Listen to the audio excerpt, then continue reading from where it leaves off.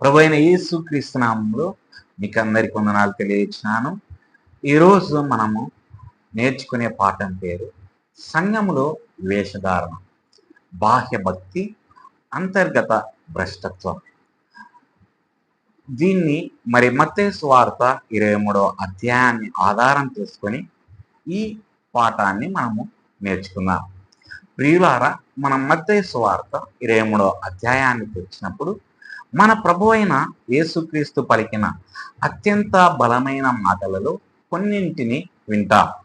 ఈ అధ్యాయంలో యేసు పదే పదే ఇలా ప్రకటిస్తాడు: శాస్త్రులారా, పరిసయ్యులారా, వేషధారులారా, మీకు శ్రమ. మత్తయి 23:13 వచనం ప్రకారం ఈ మాటలు అవిశ్వాసులైన అన్యజనులతో పలికినవి కావు, కానీ లోతైన భక్తిగల ప్రజలతో, అంటే లేఖనాలను ఎరిగిన, బాహ్యంగా విధేయత చూపిన మరియు ఇతరులచే గౌరవించబడిన వారితో పలికినవి. అయినప్పటికీ యేసు ఒక భయంకరమైన వాస్తవాన్ని బయట పెడుతున్నాడు. అంతర్గతంగా భ్రష్టులుగా ఉంటూనే బాహ్యంగా నీతిమంతులుగా కనబడడం సాధ్యమే. ఇదే వేషధారణలోని ప్రమాదం. మరియు ఇది కేవలం సంఘం వెలుపల ఉన్న సమస్య మాత్రమే కాదు, ఇది సంఘం లోపల కూడా ఉన్న ప్రమాదం. వేషధారణ అంటే దాని మూలములో బాహ్య స్వరూపానికి మరియు అంతర్గత వాస్తవికతకు మధ్య ఉన్న సంబంధం లేకపోవడం. యేసు పరిచయులను బోధించుదురు గాని ఆచరించరు అని వర్ణించారు.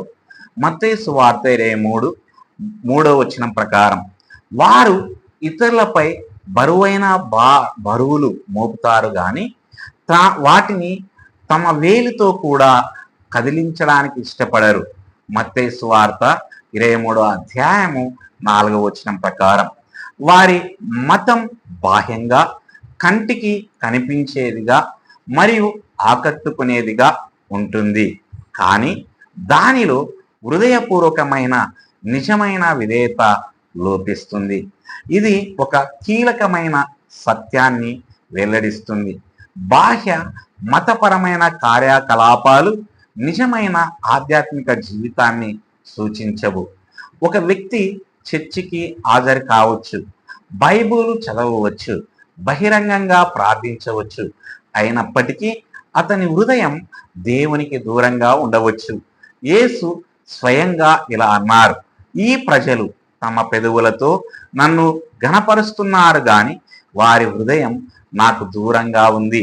మత్తయి 15వ అధ్యాయం 8వ వచనం ప్రకారం వేషధారణలోని ప్రమాదం ఏమిటంటే అది ఇతరులను మరియు మనల్ని మనం కూడా మోసం చేస్తుంది. బయటి నుండి చూస్తే పరిసయ్యులు నీతిమంతులుగా కనిపించారు. యేసు వారు తమ క్రియలన్నిటినీ ఇతరులు చూడాలని చేస్తారు అని అన్నారు. మత్తయి సువార్త 23వ అధ్యాయము 5వ వచనం ప్రకారం వారి ఉద్దేశం దేవుణ్ణి మహిమపరచడం కాదు, మనుషుల ఆమోదాన్ని పొందడమే. ఇది సూక్ష్మమైన, ప్రాణాంతకమైన మార్పు. వారు దేవుని ఎదుట జీవించడానికి బదులుగా మనుషుల ఎదుట జీవించారు. అయినప్పటికీ మనుషులు పైరూపాన్ని చూస్తారు, కానీ యెహోవా హృదయాన్ని చూస్తాడు. 1 సమూయేలు 16వ అధ్యాయము 7వ వచనమని లేఖనము మనకు గుర్తు చేస్తుంది. మనం మన బాహ్య క్రియలతో ఇతరులను మోసం చేయవచ్చు, కానీ మన హృదయాల నిజ స్వరూపాన్ని చూసే దేవుణ్ణి మనం మోసం చేయలేము. యేసు వేషధారణను వర్ణించడానికి శక్తివంతమైన ఉపమానాలను ఉపయోగించారు. ఆయన పరిసయ్యులను బయటకు అందంగా కనబడే, కానీ లోపల చనిపోయిన వారి ఎముకలతో మరియు అన్ని అపవిత్రతలతో నిండిన సున్నం పూసిన సమాధులని పిలిచారు. మత్తయి సువార్త 23వ అధ్యాయము 27వ వచనము ఇది దిగ్భ్రాంతికరమైన చిత్రం. బయటకు శుభ్రంగా మరియు ఆకర్షణీయంగా, కానీ లోపల మరణంతో నిండి ఉన్నారు. అంతర్గత పరివర్తన లేకుండా బాహ్య నైతికత నిజమైన నీతి కాదనే వాస్తవాన్ని ఇది వివరిస్తుంది. నిజమైన క్రైస్తవ్యం అంటే లోపల మార్పు లేకుండా బయట శుభ్రపరచడం కాదు. అది పరివర్తన చెందిన హృదయానికి సంబంధించినది. యేసు వేరొక చోట చెప్పినట్లుగా ముందుగా గిన్నె లోపల భాగాన్ని, పళ్ళెం లోపలి భాగాన్ని శుభ్రపరచండి, అప్పుడు బయట కూడా శుభ్రంగా ఉంటుంది. మత్తయి సువార్త 23వ అధ్యాయం 26వ వచనం ప్రకారం వేషధారణకు మూలం తరచుగా అహంకారమే. పరిసయ్యులు ఇతరుల నుండి బిరుదులను, గుర్తింపును మరియు గౌరవాన్ని ప్రేమించారు. వారు విందులలో గౌరవ స్థానమును, సమాజ మందిరములలో శ్రేష్టమైన ఆసనములను కుందురుగా అని యేసు చెప్పారు. మత్తయి సువార్త 23వ అధ్యాయం 6వ వచనము ప్రకారం వారి మతం ఆత్మస్థుతికి ఒక సాధనంగా ఉండేది. దేవుని ముందు తమను తాము తగ్గించుకోవడానికి బదులుగా వారు మనుషుల ముందు తమను తాము హెచ్చించుకున్నారు. అయినప్పటికీ దేవుడు గర్విష్ఠులను ఎదిరించి వినయవంతులకు కృపను అనుగ్రహిస్తాడని లేఖనం నిరంతరం బోధిస్తుంది. యాకోబు 4వ అధ్యాయం 6వ వచనం ప్రకారం నిజమైన విశ్వాసం వినయాన్ని పుట్టిస్తుంది గాని ఆత్మస్థుతిని కాదు. మతం హోదాను సంపాదించుకునే మార్గంగా మారినప్పుడు అది అప్పటికే నిజమైన ఆరాధన యొక్క హృదయం నుండి దూరమైపోయినట్లే. వేషధారణకు మరొక లక్షణం ఎంపిక చేసుకున్న విధేయత. పరిసయ్యులు ధర్మశాస్త్రంలోని ముఖ్యమైన విషయాలైన న్యాయం, కరుణ మరియు విశ్వాస్యతను నిర్లక్ష్యం చేస్తూ చిన్న చిన్న ఆకులకు కూడా దశంభాగం ఇస్తున్నందుకు యేసు వారిని గద్దించారు.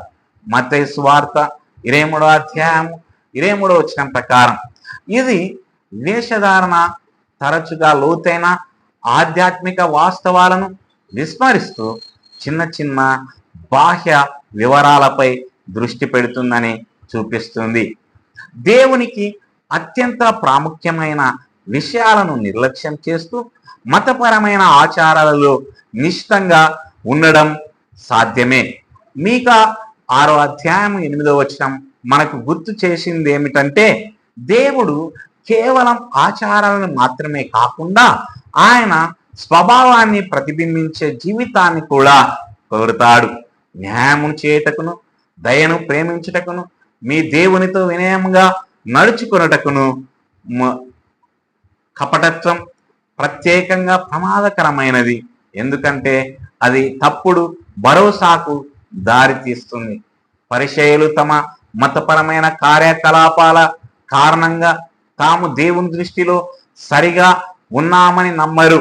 అయినప్పటికీ యేసు వారితో ఇలా అంటాడు, మీరు ప్రజల ముఖాల నుంచి పరలోక రాజ్యాన్ని మూసివేస్తున్నారు. మత్తయి 23:13 ప్రకారం వారు తాము ప్రమాదములో ఉండడమే కాకుండా ఇతరులను కూడా తప్పుదారి పట్టిస్తున్నారు. ఇదే భయానకమైన వాస్తవం. కపటం వ్యక్తిగతంగా ఉండదు, అది ఇతరులను ప్రభావితం చేస్తుంది. నిజమైన పరివర్తన లేని మత రూపాన్ని ప్రజలు చూసినప్పుడు వారు తప్పుదారి పడతారు లేదా కఠిన హృదయులవుతారు. ఇలాంటి డొల్ల మతానికి వ్యతిరేకంగా లేఖనాలు నిరంతరం హెచ్చరిస్తున్నాయి. 2 తిమోతి 3వ అధ్యాయము 5లో పౌలు భక్తి గల వారి వలె కనపడుచు దాని శక్తిని నిరాకరించు వారిని గురించి వివరిస్తున్నాడు. వారు మతస్థులుగా కనిపిస్తారు, కానీ వారిలో నిజమైన ఆధ్యాత్మికత జీవితం ఉండదు. అదేవిధంగా యాకోబు వాక్యం వినువారుగా మాత్రమే కాక దానిని అనుసరించు వారుగా ఉండండి, అలా కాక మిమ్మును మీరే మోసగించుకుందురు అని హెచ్చరిస్తున్నాడు. యాకోబు 1వ అధ్యాయం 22వ వచనం ప్రకారం కపటం అనేది అంతిమంగా స్వీయ మోసం. ఒక వ్యక్తి తన హృదయ స్థితిని విస్మరిస్తూ బాహ్య క్రియలు చాలు అని తనను తాను నమ్మించుకుంటాడు. కపటత్వానికి పరిష్కారం మతాన్ని విడిచిపెట్టడం కాదు, నిజమైన పరివర్తనను స్వీకరించడమే. క్రైస్తవ్యం అనేది బాహ్య ప్రదర్శన గురించి కాదు, అంతర్గత పునరుద్ధరణ గురించి. యెహెజ్కేలు 36:26 దేవుడు ఇలా వాగ్దానం చేస్తున్నాడు, నేను మీకు కొత్త హృదయంను అనుగ్రహించి మీలో కొత్త ఆత్మను ఉంచుతాను. నిజమైన విశ్వాసం మార్పు చెందిన హృదయంతో ప్రారంభమవుతుంది మరియు మీ ఆ అంతర్గత మార్పు బాహ్య విధేయతను కలగజేస్తుంది. యేసు బోధించినట్లుగా మంచి చెట్టు చెడ్డ ఫలాలను ఇవ్వదు. మత్తయి సువార్త 7:18 ప్రకారం ఒక వ్యక్తి జీవిత ఫలం వారి హృదయం యొక్క వాస్తవికతను వెల్లడిస్తుంది. ఇది మనలో ప్రతి ఒక్కరిని మనల్ని మనం పరీక్షించుకోవడానికి పిలుపునిస్తుంది. పౌలు విశ్వాసులను ఇలా ప్రోత్సహిస్తున్నాడు, మీరు విశ్వాసములో ఉన్నారో లేదో మిమ్మల్ని మీరు పరీక్షించుకోండి.